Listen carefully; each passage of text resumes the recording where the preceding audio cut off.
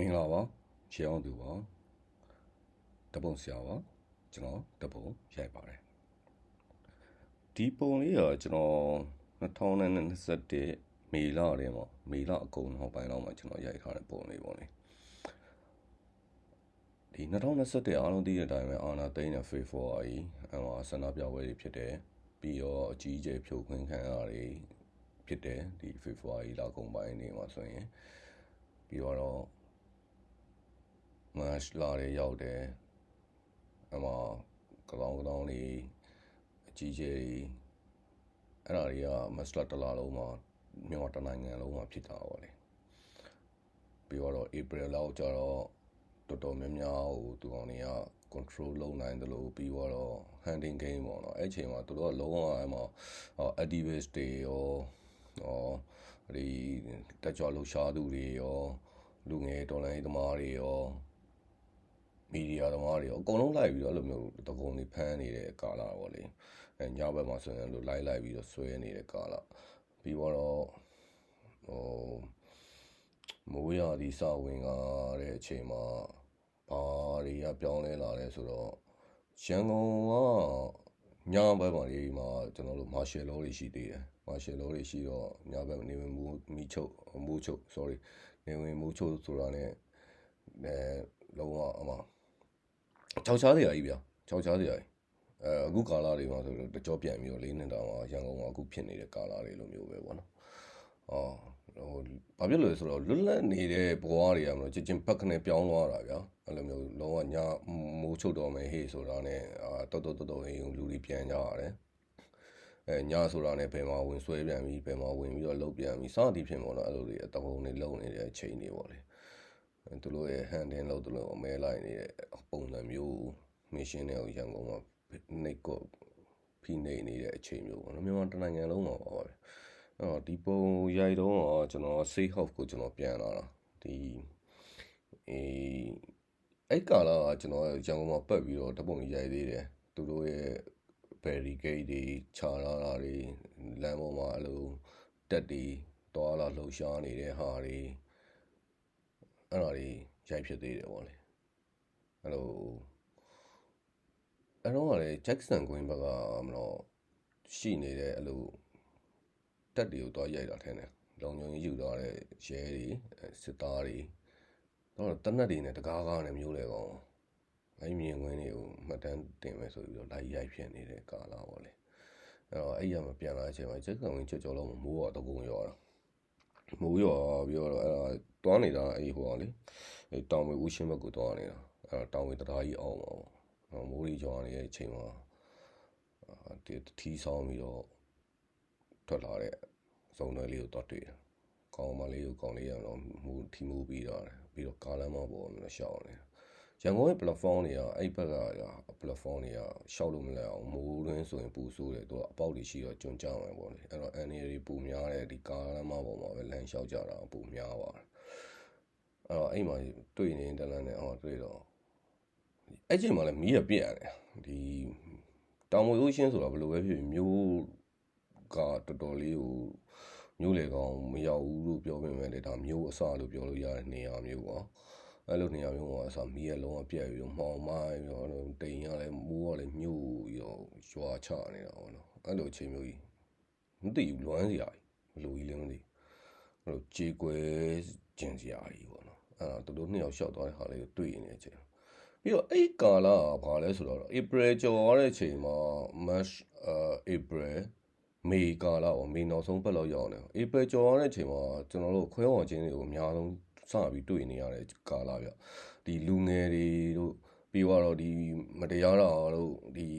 မခံနိုင်တဲ့လူတွေတို့အမှန်တရားပဲရက်တည်နေတဲ့လူတွေတော်တော်များများသူတို့ချစ်တဲ့လူတွေနဲ့ခွဲခွာပြီးတော့ပြန်ပြီးတော့တိုက်ခိုက်နိုင်ဖို့အတွက်ကိုတော်လေးဝင်နေကြပြီဗျအဲ့ကာလတော်တော်များများမျိုးပေါ်မှာတငယ်ချင်းတွေတော်တော်များများလည်းအဲ့လိုမျိုးပြေးသွားပြီရှောင်သွားကြပြီပြီးတော့လက်နက်ကလမ်းစဉ်ကိုရွေးမယ်ဆိုပြီးတော့သွားကြပြီအဲ့လိုမျိုးဖြစ်နေတဲ့ကာလကြီးတငယ်ချင်းတွေကိုနှိမ့်တိုင်းနှုတ်ဆက်နေရတယ်အသည့်တွေကိုနှုတ်ဆက်နေရတယ်ညီငယ်တွေကိုနှုတ်ဆက်နေရတယ်ဆိုတဲ့ကာလချစ်တဲ့လူတွေကိုနှိမ့်တိုင်းနှုတ်ဆက်နေရတဲ့ကာလကြီးပေါ့နော်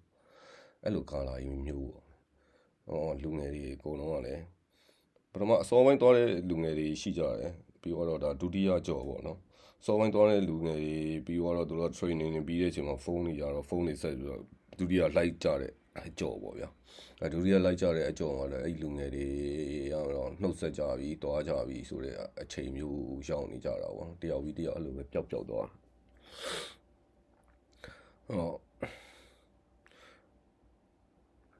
ဘာဖြစ်မလဲဆိုတော့မသိတယ်ဒီမှောင်ဝိုင်းနေတဲ့ဟာကြီးတွေကိုကျွန်တော်တို့တိုးဝင်နေရတာနိုင်ငံကြီးอ่ะပေါ့အတီးကတော့နိုင်ငံကြီးอ่ะဒီအာဏာလေးသိမ်းလိုက်တယ်ဟေ့ဆိုတာ PPO ဆိုတဲ့ဟာမျိုးတစ်ခုတည်းနေမဟုတ်နေဘူးဗျဒီ system ကြီးတစ်ခုလုံးဖြိုဖျက်မှရမယ်ဟေ့ဆိုတဲ့အချိန်မှာလူငယ်တွေအကုန်လုံးကပုံကန်နိုင်မှုတော်လန်နိုင်မှုကိုကြိုးစားကြတယ်ကာလပေါ့နော်မြို့ပြတွေမှာတော့အဲ့လိုဆန္ဒပြပွဲတွေကငြိမ်သက်သွားတယ်ငြိမ်သက်သွားတယ်ဆိုတာဟိုလိုအကြီးမရှိတော့ဘူးဆိုလို့ကျွန်တော်အဲ့လိုထောင်းနဲ့တောင်းနဲ့သိန်းနဲ့ချီတဲ့ဆန္ဒပြပွဲတွေကအဲ့ကာလမှာနည်းသွားတယ်ဒါပေမဲ့လည်းstrike တွေကရှိသေးတယ်အဲ့လိုမျိုး strike တွေအများကြီးပဲအဲ့လိုမျိုး silent strike တွေလည်းလုပ်တယ်တခြားသော campaign strike တွေလည်းလုပ်တယ်အဲ့လိုမျိုး strike တွေအများကြီးနဲ့တော့လုပ်နေကြတဲ့ကာလတော့ဖြစ်တယ်အဲ့ strike တွေရဲ့ခြားထဲမှာဒုံဒီတူတာပဲလူငယ်တွေတော်တော်များများကလည်းတောခုတဲ့အဆင့်ကိုတွားကြတယ်ပေါ့လေလမ်းကန်တော်လိုင်းကြီးကိုရွေးချယ်ကြတဲ့လူငယ်တွေတော်တော်များများခွဲခွာကြတယ်အဲ့ဒီပုံလေးကိုရိုက်လိုက်တဲ့အချိန်မှာကျွန်တော်စိတ်ထဲမှာဘာတွေဖြစ်လာလဲဆိုတော့ဒီမှောင်မိုင်းနေတဲ့ကာလာကြီးမှာဒီချစ်တဲ့လူတွေနဲ့အတူတူရှိနိုင်ဖို့ဆိုတဲ့ဟာကြီးကတခါကြံခက်ခဲတယ်ဘာဖြစ်လို့တချို့တွေပြန်မစုံနိုင်တော့ဘယ်တော့မှပြန်မစုံနိုင်တော့တချို့တွေဆိုရင်တော့မျှော်လင့်ချက်ရှိတယ်ဒါပေမဲ့အရန်ဝေးကွာသွားကြတယ်တချို့တွေဆိုရင်အခုချိန်ထိအတူတူ strong နေ support လုပ်ပြီးတော့ရက်တည်နေကြတယ်ခိုင်ခိုင်မြဲမြဲနဲ့တွားနေကြတဲ့အားတွေရှိတယ်အပုံလေးကိုတွေ့တဲ့ချိန်တော့ကျွန်တော်ဓာတ်ပုံရိုက်မယ်ဆိုပြီးတော့ကျွန်တော်ရိုက်တဲ့ချိန်တော့ပထမတော့ကျွန်တော်ကားမှန်ခံလာတာဟုတ်ကားမှန်ခံလာတော့ကျွန်တော်ဓာတ်ပုံရိုက်လိုက်တဲ့ချိန်မှာ Viber မလို့ဟိုဟာဖြစ်တော့ဟို clear focus ဖြစ်နေတဲ့ဟာကိုကျွန်တော်မကြိုက်ဘူးအခုကတကယ်ကိုခက်ပြက်ကြီးတဲ့မှာရေစေးကားပဲကြီးတစ်ချက်ကိုကျွန်တော်မြင်နေရလို့မြင်ရတာဒီခက်ပြက်တဲ့မှာရှင်တန်နေတဲ့ချစ်သူနှစ်ယောက်ကိုတွေ့ရအဲ့တော့အဲ့ဟာကိုကျွန်တော်ဒီရေစေးကားပဲကြီးနေပဲတူအောင်ရှိုက်ချင်တယ်ကျွန်တော်မြင်ရတဲ့အတိုင်းပဲကျွန်တော်ပြန်ပြီးတော့ပြချင်တာပေါ့လေအဲ့တော့ကျွန်တော် Wi-Fi ကိုပိတ်လိုက်ပြီးတော့မှကျွန်တော်အဲ့ချိန်မှာကျွန်တော်ကားမောင်းလာတာကျွန်တော်ကားရက်လိုက်တော့2မိနစ်3မိနစ်လောက်ချိန်ရတယ်ဗျနောက်ကားမပါဘူးနော်ခံကောင်းသွားတယ်ပဲ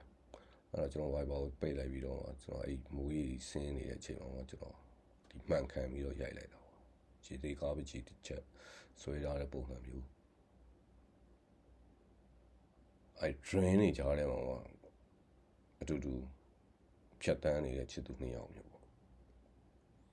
ဒီကာလာကြီးကရမ်းခက်ခဲပါတယ်ကျွန်တော်တို့ချစ်တဲ့သူတွေကျွန်တော်တို့ခင်တဲ့လူတွေ any kind of relationship ပါကျွန်တော်ဆိုလို့ကျွန်တော်ချစ်သူကြီးစားမှမဟုတ်ပါဘူးကျွန်တော်တို့ချစ်ခင်ရတဲ့မိသားစုတွေရှိတယ်ချစ်ခင်ရတဲ့မောင်နှမတွေရှိမယ်ညီကိုတွေရှိမယ်တငယ်ချင်းတွေရှိတယ်မိတ်ဆွေတွေရှိတယ်ဆရာသမားတွေရှိတယ်ဒါတွေအကုန်လုံးနဲ့ကျွန်တော်တို့တွေကခွဲခွာရတဲ့မိုးမှန်ကြီးတစ်ခုဟာကြောင်းနေတဲ့ဒီမေလာပေါ့နော်ဒုတိယကြော့မေလာဆိုတဲ့အချိန်မှာအဲ့လိုမှောင်မိုင်းနေတဲ့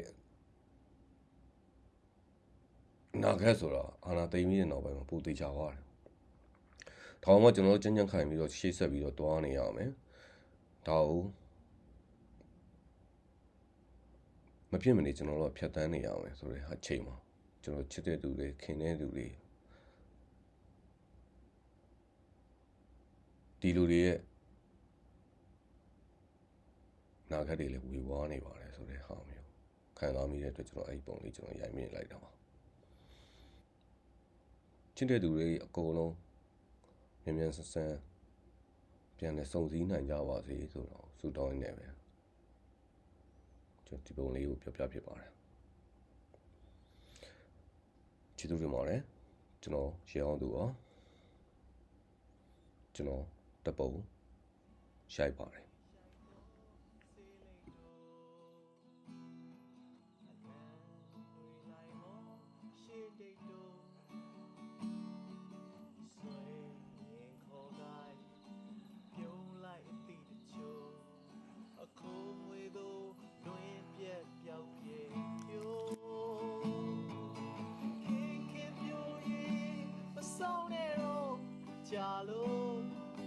ခင်ခင်ပြောရင်မဆောင်နဲ့တော့ငါကိုနေဘူးတာမမဆိုင်တော့နဲ့ယထာကိုမဆုံးနိုင်အောင်လွယ်ခဲ့ပြီကို